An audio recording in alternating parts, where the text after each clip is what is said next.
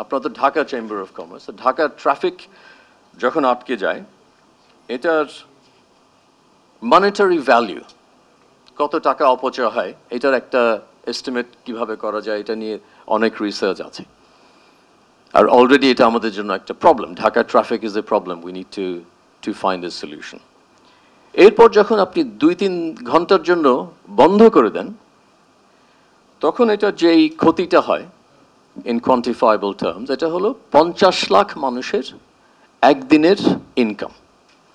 তার মানে আমি যখন আমার কোনো একটা দাবির জন্য রাস্তা বন্ধ করে দেব, আমি 50 লাখ মানুষকে গিয়ে বলছি যে ভাই, আপনার একদিনের ইনকামটা আমাকে দিয়ে দেন। এখন কোনো বিষয় হয়তো প্রোটেস্ট করাটা এত বেশি জরুরি যে যেটার জন্য ঠিক আছে, 50 লাখ মানুষের ইনকাম একদিনের, ইটস ওয়ার্থ স্যাক্রিফাইসিং।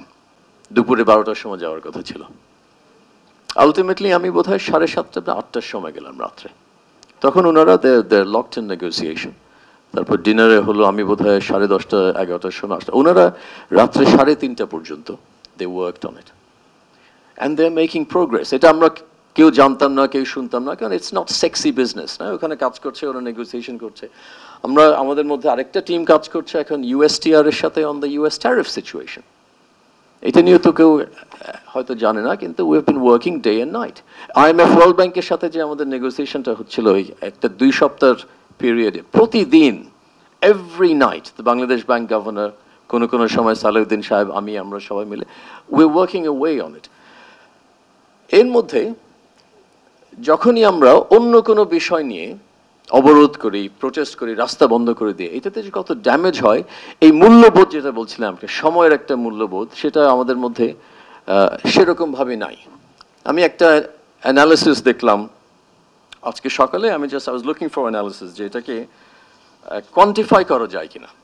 আপনার তো Dhaka chamber of commerce, Dhaka traffic যখন আটকে যায়, এটার মনিটারি ভ্যালু, কত টাকা অপচয় হয়, এটার একটা এস্টিমেট কিভাবে করা যায়, এটা নিয়ে অনেক রিসার্চ আছে।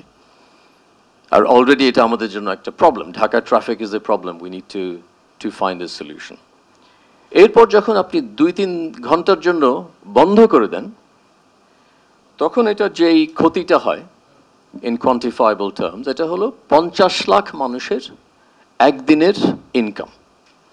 তার মানে আমি যখন আমার কোনো একটা দাবির জন্য রাস্তা বন্ধ করে দেব, আমি 50 লাখ মানুষকে গিয়ে বলছি যে ভাই, আপনার একদিনের ইনকামটা আমাকে দিয়ে দেন।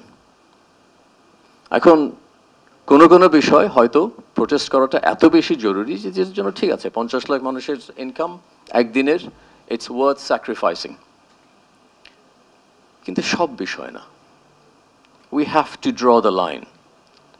আমার কলেজকে ইউনিভার্সিটি করতে হবে কালকে, আমার ডিপার্টমেন্টের নাম চেঞ্জ করতে হবে, আমার এখানে মেয়র হতে হবে না কি হতে হবে, এই কাজটা পাচ্ছি না, যত লজিক্যাল জাস্টিফাইবল হোক না কেন, you are doing damage to people. This is not a victimless crime. 50 lakh লোককে আমি বলছি, আপনি একদিনের আপনার ইনকামটা করেন না, আপনি স্যাক্রিফাইসটা করেন আমার এই ন্যারো অবজেক্টিভটার জন্য। That is an economic crime. আর এটার জন্য যেটা বললাম আপনাদেরকে, you are a powerful body, যেই করুক না কেন, আপনাদের এই ইকোনমিক কস্টটা ভালোভাবে তুলে ধরতে হবে, and you need to be a force to make sure that the economy is not sacrificed for trivial reasons. আবারও বলছি, কিছু ক্ষেত্রে যখন আসলেই আন্দোলন দরকার, তখন আমরা সবাই মিলে আন্দোলন করব।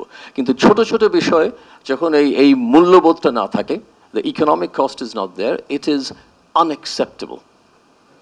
আর এটা যদি আমরা এই ছোট বিষয়ে আমরা এটা নিয়ে কথা না বলি, তাহলে যখন এলডিসি গ্র্যাজুয়েশনে আরও ট্রেড অফ আসবে, তখন যেখানে একটু অস্বস্তি ফিল করলেই সব কিছু বন্ধ করে দিতে পারবে, এই কালচারটা আমরা চেঞ্জ করতে পারবো না। So that is my request to you.